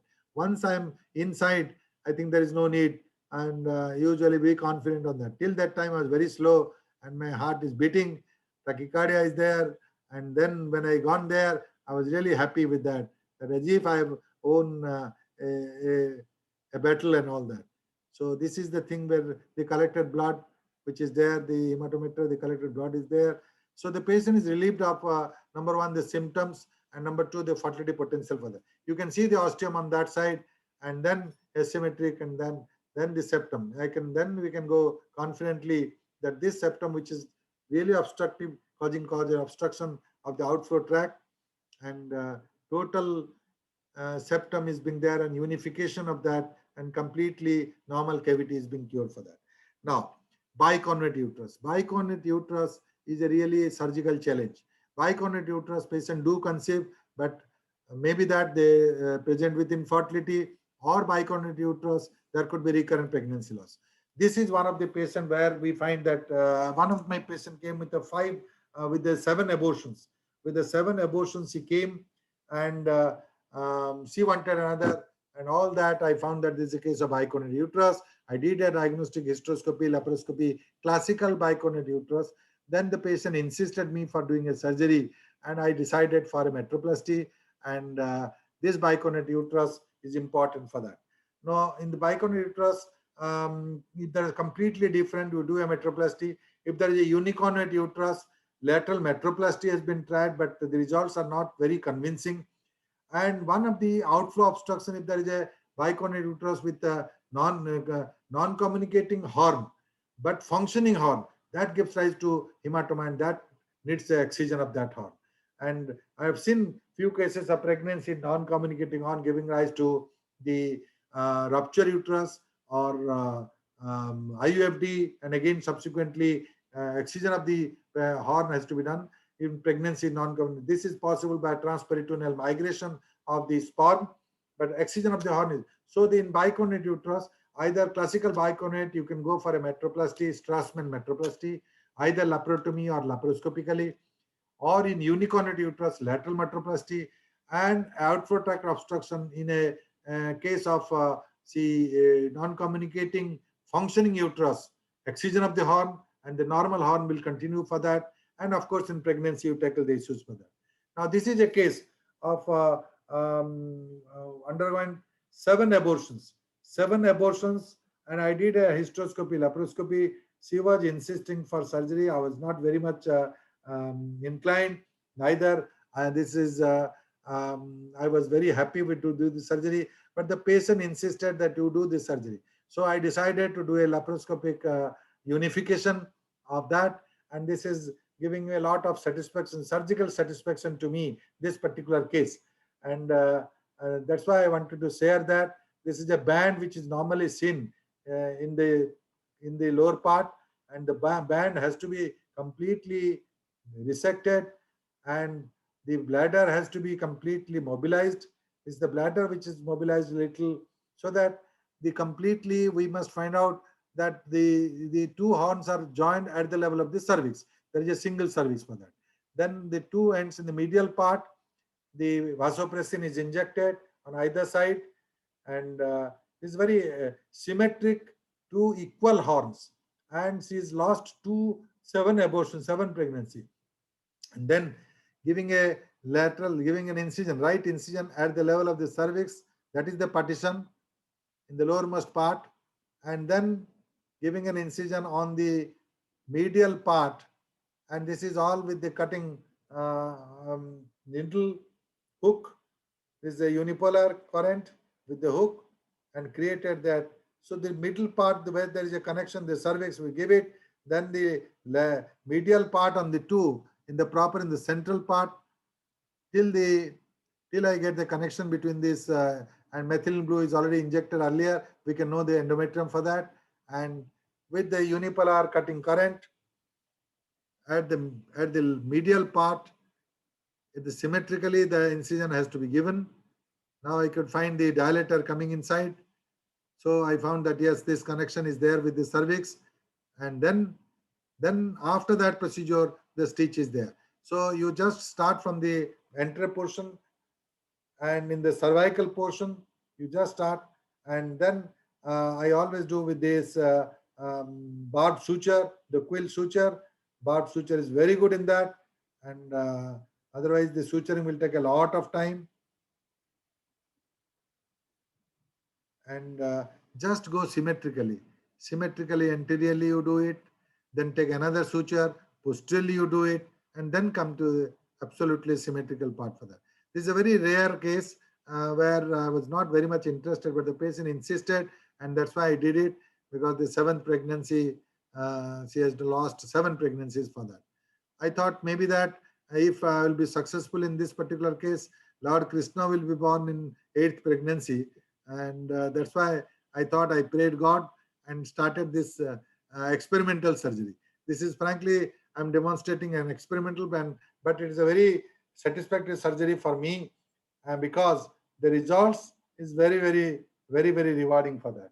And you see, very meticulous symmetrical suturing is necessary for that, and therefore anteriorly you go with one suture, posteriorly you go with another suture, but with a special thing in the cervical canal. That's why we, from the incision and the suturing, the cervical canal must be connected to the uterus. Otherwise, these cases will go for hematometer, and ultimately hysterectomy has to be done for that. So this is how we do this. The quill suture. Quill suture is excellent. And now this is the posterior part. After anteriorly about 2/3, we go for the posterior part. And posterior part is little difficult, but we can do that procedure. But symmetry is very important for that. And with the single layer, not with the double layer, is not necessary in this particular case, and it's difficult also. And with the single layer, we do that.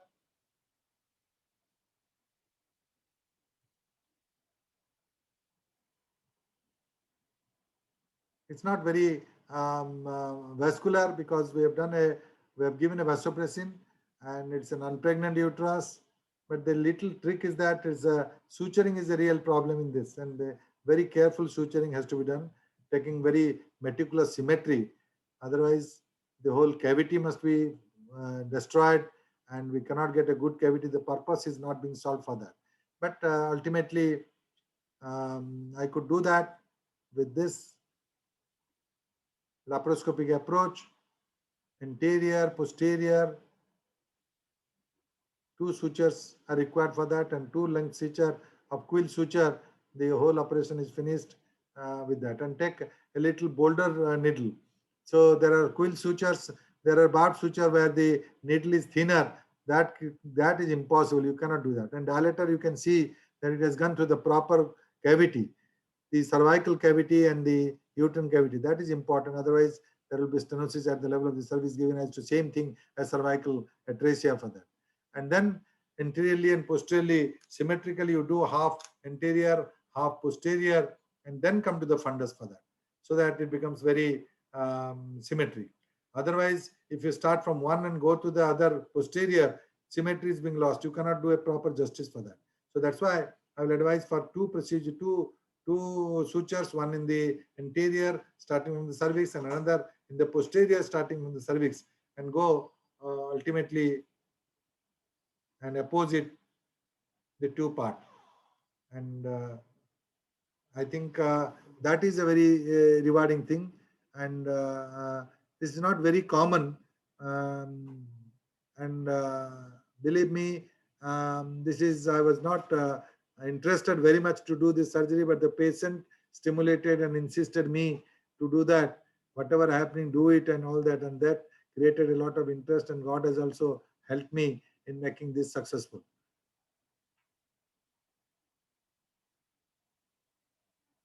So earlier, this particular case was being this type of cases were being done by laparotomy, and I have seen the results are very the hyperfertile pregnancy, hyperfertile cases turn into infertility, and I have seen 1 or 2 cases by my teachers doing abdominal metroplasty, but somehow I'm not very liking this procedure. But when laparoscopy came and we started expanding the indication of laparoscopy, I think I find a space here and a place here, and this laparoscopic unification is possible.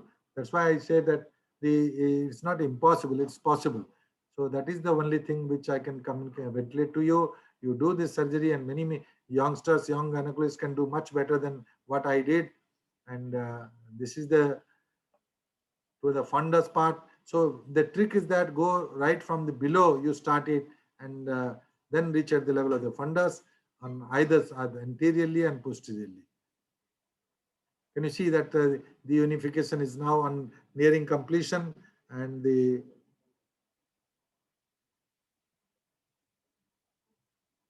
always this quill suture has helped us much better. Quill suture has helped us much better to find out for that, and that is easier. Otherwise, with the vicryl and all that, it will take a long time.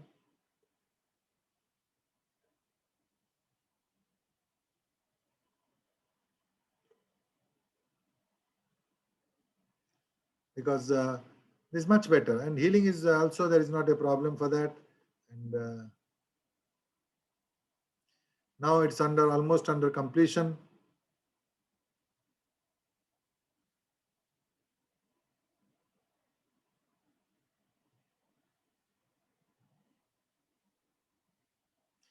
See, the only thing is that they have taken a thicker needle. So quill has a smaller thin needle. The thicker needle is much more better, because that is it is a problem, that it's a tough muscle, and now you can find that yes, it's a well symmetry, and the tube icon at uterus has been sutured and unified into one, and taking care of special care with the uterotubal junction, whether the fertility is not being impaired for that.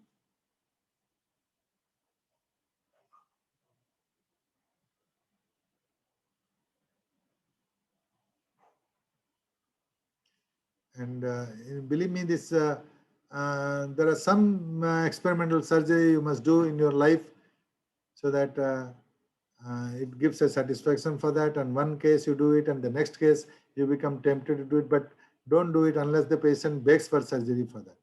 And here the patient was insisting, he begged for surgery. My teacher always says that if at all you become a surgeon, you don't do the surgery unless the patient beg, underlying the word begging, begging and begging. He tells several times for that. So same thing happened, I remember that.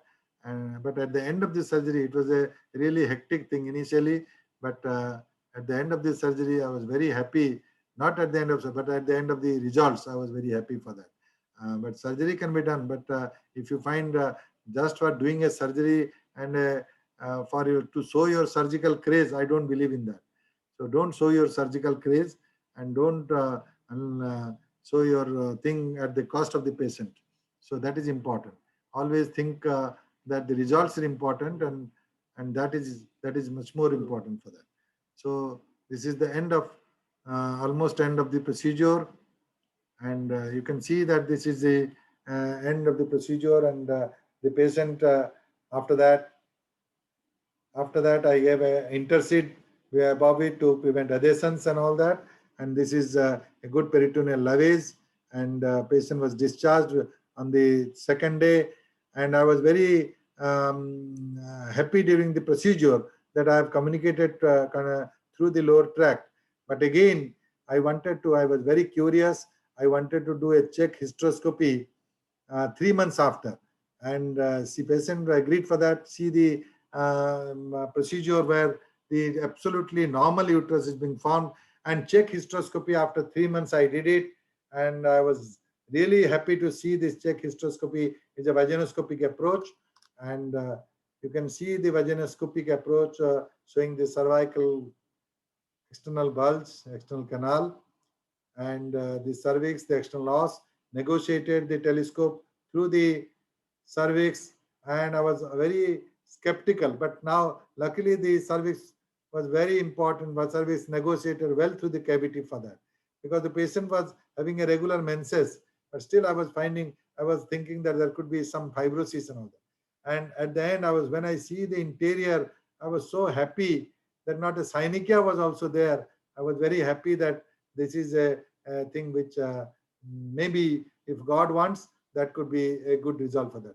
And subsequently, the patient conceived and she was having a regular checkup. Again, when the conception starts, my tension rose, and at 34 weeks of gestation, because I was apprehending rupture uterus and giving baby 34 weeks, I did an elective cesarean section by giving a betnisol and did a elective cesarean section, and the patient is blessed with a boy, baby boy, and that I cannot forget in my life, that this is a experimental surgery against will. I've done it, and then I thought that in the 8th pregnancy, a baby boy was born, and really I find that the Krishna has come up in that particular case for that, and patient was very happy. Now this is another case where action of the bicornate uterus with non-communicating horn.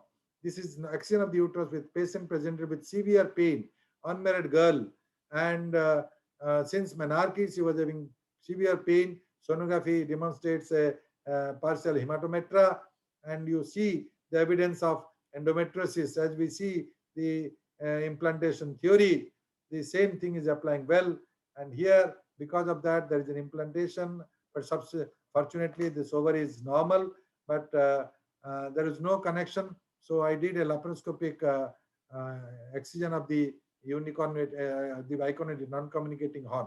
This is not very uncommon. A couple of cases, this particular case, I remember, I think more than 30 cases I have done, particularly with this laparoscopic approach for that. And this is rewarding. Surgery is rewarding. You can do the procedure. It's not very difficult. You do that and deliver the uterus through the morcellator. Although we believe that power morcellator is banned, but it is not so in country like India. We still devote for that. And with the morcellator, we deliver that. And these patients also, the next month when the menses is painless, they become very happy for that. And with the other horn, the patient has a chance of conception. I have seen conception in many of the cases for that.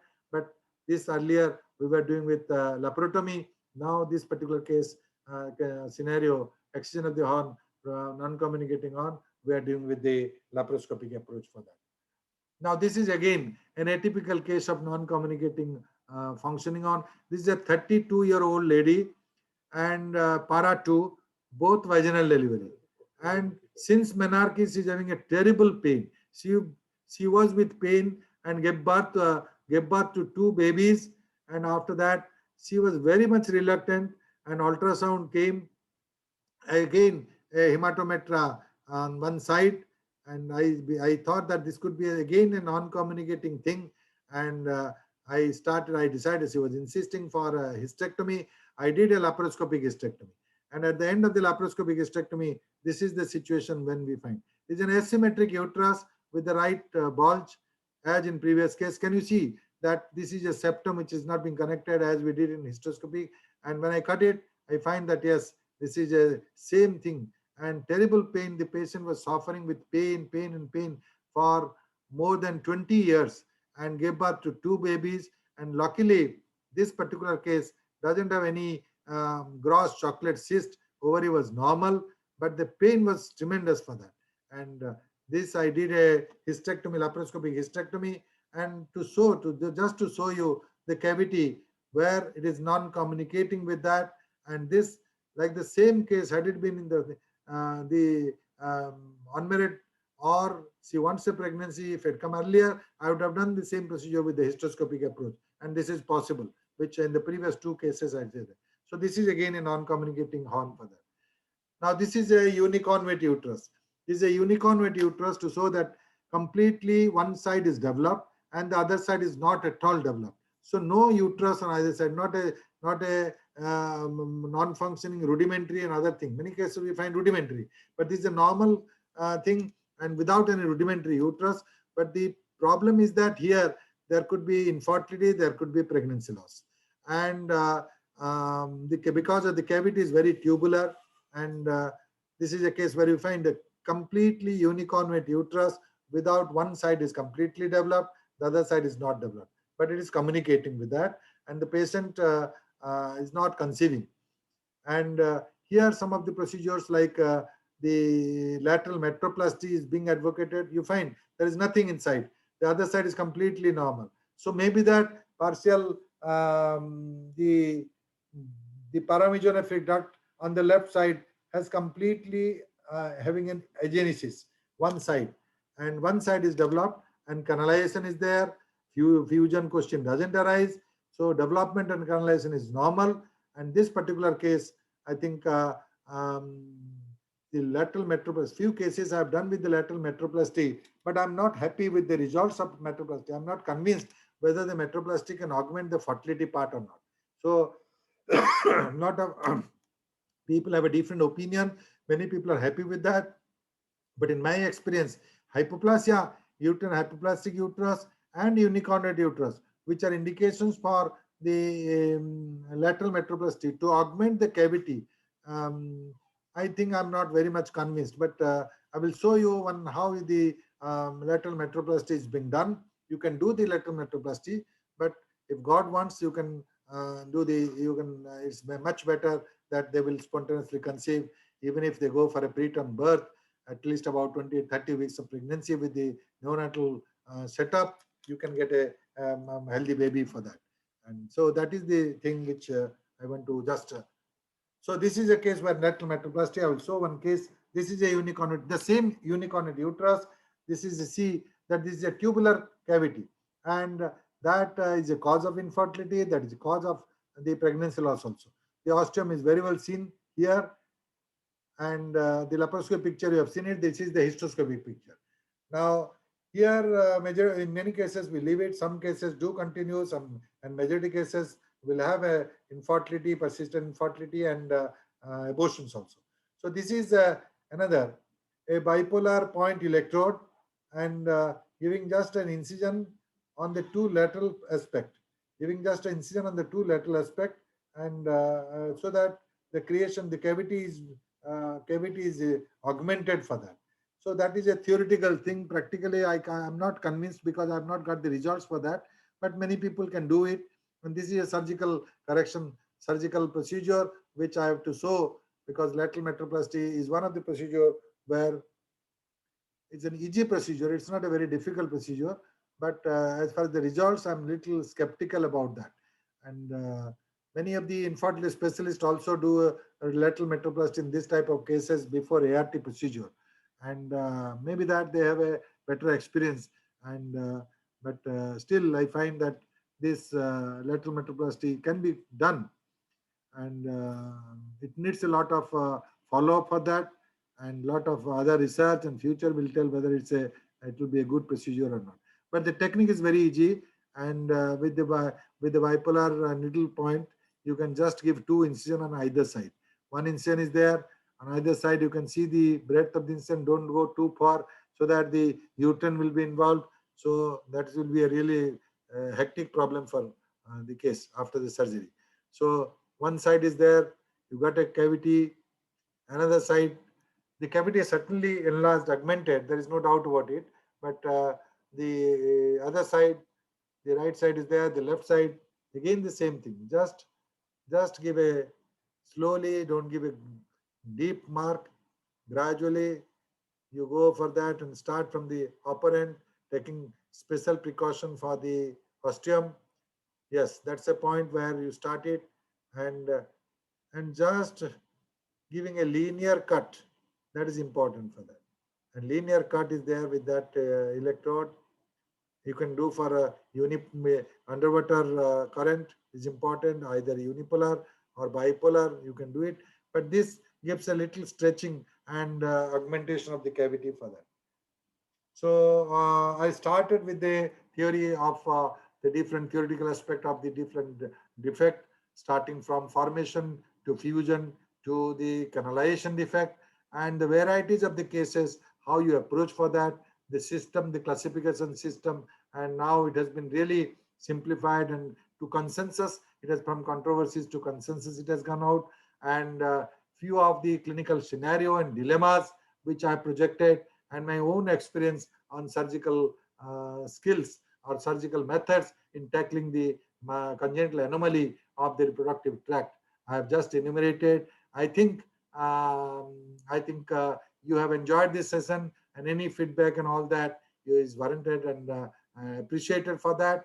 And thank you very much for viewing all these videos and all my talks for that, and hope that this e-Gurukul will be really an interesting for you as well as for me. And thank you, Juventus Pharma, and especially Alad and Diwan and all the team who are very active in that and giving a chance for more than 2.5 hours plus. Already 2 hours is gone, and I hope that we will go a long way in future for that. Thank you very much. Thank you very much, sir. It was a really pleasure, attending your all the sessions. And I must tell you that all the field doctors are flabbergasted. There's so many praise queries than the actual queries. So I just wanted to brief you about that. But nevertheless, it was really made very simple and with examples. So naturally, so many people got interested and they're asking a few queries, which I would like to share with you. So just to begin with, sir, Dr. Pallavi Singh from Delhi, while you were giving the petal graft suture, she was asking a query that which suture have you used? Is it Vicryl? Yeah, Vicryl. It's a Vicryl. Okay, good. And while you were showing biconnate uterus repair, so she was asking a query that how many layers do you do this correction? One layer only. One layer anteriorly, one layer posteriorly. I told that 2 layers is impossible in that particular case, and 1 layer is enough for that, and with the barb suture. Okay, great. So now I'll just go for the basic queries one by one. Just give me one moment, sir. So the query is that from Dr. Nirupama Chaudhary from Bijnor, that how successful is the use of amnion graft in neovagina creation, and amnion of the same blood group is required, or any amnion is used? Actually, I have an experience of 5 amnion graft and 2 peritoneum pull through. And 5 amnion graft, blood group is not important for that. Any blood group, the rejection question doesn't arise in that. So we did it with that, and we cannot say that same matching cannot be possible for that also. And amnion graft blood group is not necessary for that. But somehow the take-up is not very good, and again the stricture is there. I'm not happy with the amnion graft. Right, sir. Sir, there is a query from Dr. Leela Sharma from Jamshedpur, that if cervix is absent, uterus is present, what will be the treatment? Patient had normal menstrual cycle. Well, if the patient has a normal menstrual cycle, how can you say that the cervix is atresia and uterus could be normal? So if the cervix is atresia absent, I think they usually present with hematometra for that. If there is a normal menses, I don't consider that this is a case of cervical atresia. Only thing is that it could be unilateral. If it could be unilateral, like I have shown you that particular case, hemihematometra and cervix is dilated and it's not communicated with the vagina or cervix, that could be another atypical variety for that. Right. So there is another query from Dr. Maya Padhi from Kathak. In cases of uterine hypoplasia, cervical atresia with functioning ovaries, surrogacy seems to be a viable option. What's your opinion on that? Yeah. Certainly. You are right. Okay, great. So I think, sir, there is another query which is coming from Dr. Aarti from Vidisha. She says, I want to ask, do you use copper T after septal resection? For how many months? And what dose of hormones you give post-resection? I don't give copper T. I don't use any pediatric folics also. I don't give any hormones also. Great. So, sir, I think that's all the queries which we have received by now. But all other things are only praise, comments. So, thank you very much. So many. So I think, sir, this is all, and I feel that in the next session again we'll have the interaction with you, and we'll see more queries coming in. And I'm happy that you are continuing this session. yeah, Thank you. sir, it is our pleasure. Thank you. Thank you so much, sir. Thank you, sir. Thank you. Thank you. Thank you. One thing. Allah, thank you very much. Thank you, sir. It was great. Thank you. Done. Right, sir. Thank you. Thank you so much. Right. Thank you. But as I told you, keep the whole thing, recorded thing, and circulate to the people and all that. Yes, yes, You yes. give Sir. a We drive are and doing all, that. and at the end of the session, all the episodes, you just distribute to your own gynecologist for that. Yeah. That will be really a good thing. As a teacher, I want that I should share this skill transfer, and then I will say that it will be successful for them. Right. So all those doctors who send a mail after your announcement, we have sent them all the 3 links. Yeah. We have done that. Only thing No, at the end, I think for mass it distribution. will be like a video, permanent video thing set for them. That Right. will give a pen drive. I think Right. that will be much more better than link for that. Yes, yes. So after we finish these sessions, we will prepare a summary, as you had said. Yeah, yeah. So all links together, and we will hand it over to them, all those who demand. So that we will No, do. that is a audio, video, both are recorded. I suppose are that recording will be Yeah. there. Both Thank records. you. And Yeah, that yeah. also give one copy to me, whether I have told the right thing or wrong thing. Again, I'll review. I'll review myself and again playback and see whether I have done a wrong thing or a right thing. Because when I speak, I don't know whatever I'm speaking and all that. I should listen what I have spoken there. Thank you. So, thank you, sir. Such humble. Thank you. Thank you, sir. Bye. Good night, sir. Thank you so much. Thank you, Minal. Thank you, sir.